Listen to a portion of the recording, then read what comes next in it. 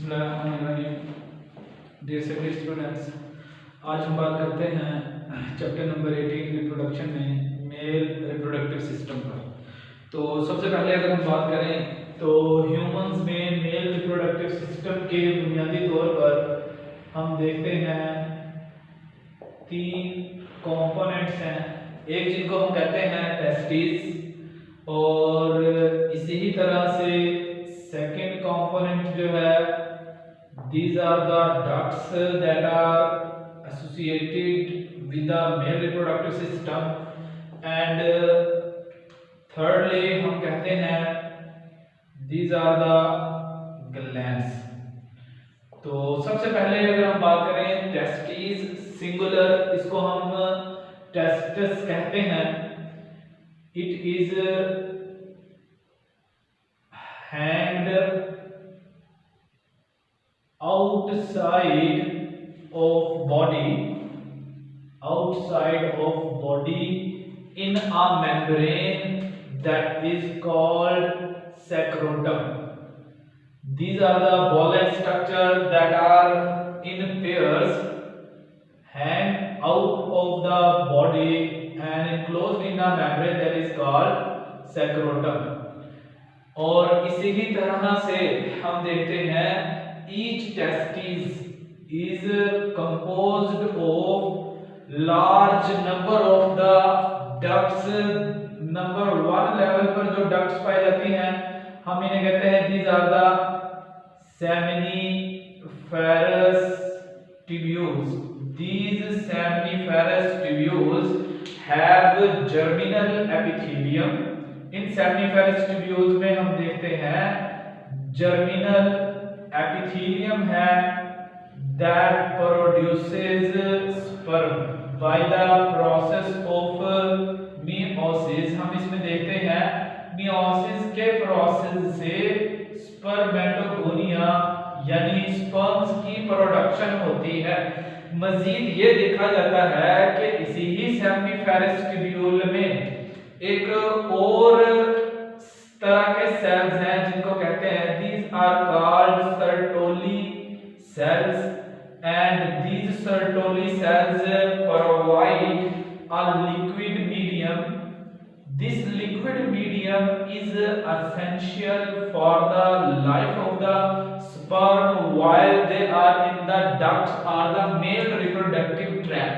हम देखते हैं कि ये लिक्विड मीडियम रिस्पॉन्सिबल है प्रोटेक्शन प्लस न्यूट्रिशन के लिए स्पर्म की, जो कि नालियों में गर्दिश करते रहने के दौरान इन स्पर्म्स को चाहिए। तो these are the Sertoli cells, and the second type of the duct system that is found in the testes, these are the vasa efferentia। Large number of seminiferous tubules emits the testis by vasa efferentia। Vasa efferentia, all the seminiferous tubules opens into vasa efferentia outside the testis, outside the each testis। हम देखते हैं हर testis से बाहर जब seminiferous tubule move out होती हैं तो वैसा एफरेंशिया वाली डक्ट्स और नालियां जो है वो डेवलप करती हैं। अब वैसा एफरेंशिया के बाद हम देखते हैं कि an other type of the duct is found, it is called epididymis, and these epididymis pours the sperm into the main tract of the reproductive system of a male। हम देखते हैं epididymis मूव्स करती है sperm को from testis to urinogenital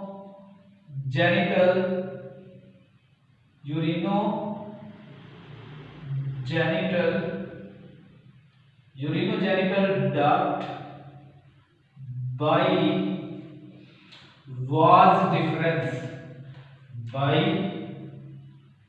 was difference it is the main duct by which the sperm moves from the sperm duct to the urinogenital tract, where the sperm and urine move outside the body through the male reproductive organ, that is the external genitalia or the penis.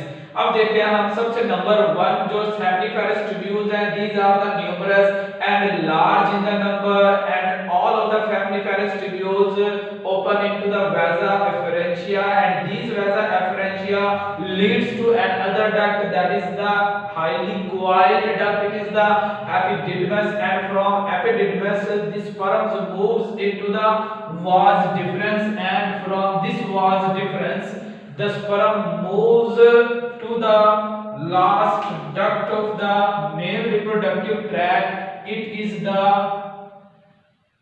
urethra. It is the urethra. It is found in male reproductive organ, that is called external genitalia or penis. हम इसको कहते हैं male reproductive organ जो है, जिसे external जेनिटिलिया जो body से बाहर है, या हम इसको कहते हैं इट इज द पीनस, ये पीनस कहलाता है। तो ये डक्ट का सिस्टम हुआ। अब हम देखते हैं कि इसके साथ ग्लैंड्स भी अटैच हैं, जिनकी इतनी ज्यादा डिटेल हमारी बुक में मौजूद नहीं है। अगर देखा जाए तो हम देखते हैं कि मेल रिप्रोडक्टिव सिस्टम में बहुत सारे ग्लैंड्स जो है वो पाए जाते हैं। जैसे हम देखते हैं कि बल्बोयूरिथ्रल ग्लैंड्स भी पाए जाते हैं। इसी तरह से देखा जाए सेमिनल वेसिकल्स भी पाए जाते हैं, और इसी तरह से प्रोस्टेट ग्लैंड मौजूद होता है, और कॉपर्स ग्लैंड पाए जाते हैं, जो अपनी अपनी सेक्रेशन के जरिए से मेल रिप्रोडक्टिव सिस्टम में एक तो स्पर्म की नरिशमेंट के लिए और दूसरा मेल रिप्रोडक्टिव कैरेक्टर्स जो है उनको एनहांस करने का काम करते हैं। जैसे हम देखते हैं कि मेल्स में मेल रिप्रोडक्टिव सिस्टम में एक हार्मोन पैदा होता है जिसको हम डिस्कस करते हैं, it is the testosterone. This testosterone is required for the spermatogenesis and secondary male character. Spermatogenesis means formation of the sperm, start of the sperm or formation of sperm at puberty, यानी puberty की as per sperm के अंदर sperm पैदा होने के process को जो seminiferous tubules के जरिए से होता है, इस अमल को स्पर्मेटोजेनेसिस कहते हैं, जो टेस्टोस्टेरोन हार्मोन्स के जरिए से है। और दूसरा ये देखा जाता है, ये testosterone hormone also produces secondary male sex characters, जिनमें हम देखते हैं दाढ़ी मूंछ के बाल आना, आवाज का भारी होना। तो इस तरह से सेकेंडरी मेल कैरेक्टर्स की डेवलपमेंट में भी रोल प्ले करता है, स्पर्मेटोजेनेसिस में भी रोल प्ले करता है। अब जरा हम इसकी डायग्रामेटिकली रिप्रेजेंटेशन देखते हैं, तो हम कहते हैं कि मेल्स में जो टेस्टिस है, these testes are found in pairs, ये जोड़ों की सूरत में है। सेमनीफेरस ट्यूब्यूल्स लार्ज अमाउंट में पाई जाती हैं और टेस्टस जो है सिंगुलर इसको हम कहते हैं। It is a ball like structure. Suppose किया कि ये एक बॉल लाइक स्ट्रक्चर है और हम इसको देखते हैं this ball like structure is also enclosed in a membrane and this membrane is called seminiferous tubule. Sorry, this membrane is called sclerotum. इस membrane को हम नाम देते हैं it is the sclerotum and it also has a large number of the seminiferous tubules network। यानी कि हम देखते हैं large number में जो seminiferous tubules का नेटवर्क है, this network of the seminiferous tubules is actually responsible for the formation of sperm। Large number of the coiled ducts in the testes makes the bulk of the reproductive organs in the form of the seminiferous tubules and all of these seminiferous tubules are collectively move outside the testes by the help of a large number of tubules। These are called vasa efferentia and vasa efferentia soon its emergence from the testes it is form a highly convoluted duct that is called the epididymis। It forms a highly convoluted duct that is called epididymis। हम क्या देखते हैं कि ये seminiferous tubules जैसे ही testis से बाहर emerge होती हैं तो इन टेस्टिस से बाहर इमर्ज होने के बाद अब देखिए जरा हम इसकी लेबलिंग करते हैं। It is the seminiferous tubule, it is the site where the sperm production is started। अगर हम इसको क्रॉस सेक्शन में बनाकर देखें तो हम ये देखते हैं कि क्रॉस सेक्शन में एक इसकी बेसमेंट मेम्ब्रेन है seminiferous ट्यूब्यूल की और इस बेसमेंट मेम्ब्रेन के ऊपर देखते ये हैं कि स्पर्मेटोजेनेसिस के प्रोसेस से नेक्स्ट लेक्चर में हम इसकी डिटेल पर बात करेंगे how the spermatogenesis occurs by the stages of meiosis के कैसे मियोसिस की स्टेजेस से ये जो जर्मिनल एपिथेलियम है इन seminiferous ट्यूब्यूल्स में इन seminiferous ट्यूब्यूल्स की ये germinal epithelium by the process of meiosis produces a large number of the cells that undergo the process of meiosis and sperm formation start। और जैसे जैसे हम देखते हैं इन seminiferous tubules के ल्यूमन्स में ये सेल्स पहुंचते हैं और मैच्योर स्पर्म यानी स्पर्मेटिड की फॉर्म में पहुंच जाते हैं। तो इस तरह से हम कहते हैं it is the role of seminiferous tubule that produces the sperm। और मजीद ये देखते हैं कि इन seminiferous tubules में ही खास तरह के सेल्स हैं that are called the Sertoli cells and these Sertoli cells are responsible for the fluid secretion that provide nourishment and protection to the sperm। हम देखते हैं these are the Sertoli cells and these Sertoli cells provide nourishment to the sperm while these are in the ducts।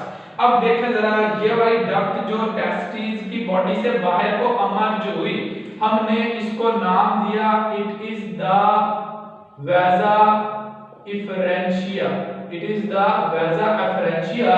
वैसा efferentia जिस duct में open होता है इसको हम नाम देते हैं it is called the epididymis. ये है एपिडिडमिस। डिडमस वाली डक्ट। और हम देखते हैं ये एपिडिडमस वाली डक्ट जो है अपनी कलेक्शन के बाद अपनी नेक्स्ट जो है वो डक्ट डेवलप करती है जिसको हम नाम देते हैं इट इज द मेल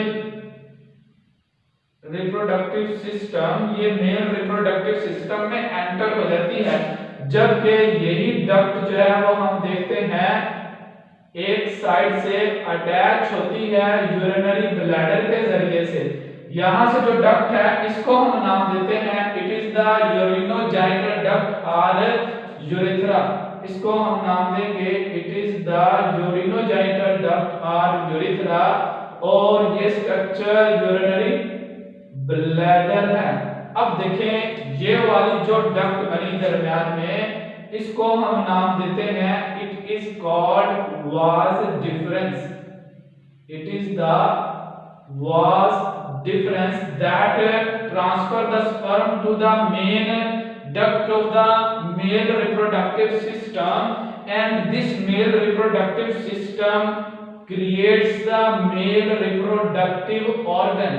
ये हम देखते हैं मेल रिप्रोडक्टिव ऑर्गन में चेंज हो जाती है जो कि बॉडी से बाहर एक डक्ट के जरिए से ओपन होता है। और हम देखते हैं and this male reproductive organ has a muscles। इसके इर्द गिर्द मसल्स हैं जो कि मेल रिप्रोडक्टिव ऑर्गन जिसको हम कहते हैं पीनस या एक्सटर्नल जेनिटलिया ये प्रोड्यूस करता है। और इसकी जो कैप है इसको हम कहते हैं it is the glass पीनस। It is glass पीनस। और इसको हम कहते हैं it is the external genitalia और पीनस। और इस तरह से हम देखते हैं स्पर्म की production coiled duct seminiferous tubules से स्टार्ट होती है और लार्ज नंबर की स्पर्म डक्ट्स सेमिनिफेरस ट्यूब्यूल्स वाजा एफरेंशिया के जरिए से एपिडिडमस जो कि हाईली कॉइल्ड पोर्शन जो है वो डेवलप करती है। और इस हाईली कॉइल्ड पोर्शन से नेक्स्ट जो है वो हम देखते हैं एक डक्ट बनती है that is called the vas deferens, and this vas deferens opens into a single duct that is the urethra, and it also contains a duct from the urinary bladder, so that is why this duct is also known as a urinogenital duct।